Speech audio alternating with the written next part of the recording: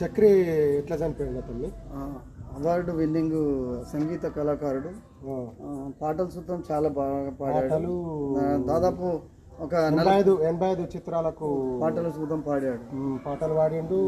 మంచి ఆయన లేకపోవడం బాధాకరమైన విషయం. కరీంనగర్లో ఒకసారి నాకు కరీంనగర్లో చక్రి చిన్నప్పుడు అంటే దాదాపు 2000 సంవత్సరంలో చక్రి నాకు ఒకసారి నేను చక్రిని చూసి పాట పాడిన అంటే చక్రి లేకపోవడం చాలా బాధాకరమైన విషయం.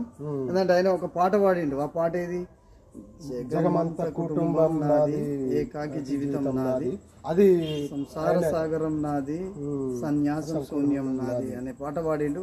చాలా పాటలు పాడిన దాంట్లో మనం ఏంటంటే ఆయన లేకపోవడం ఇప్పుడు బాధాకరం.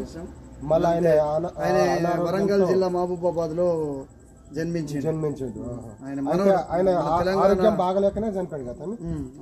గుండెపోటుతో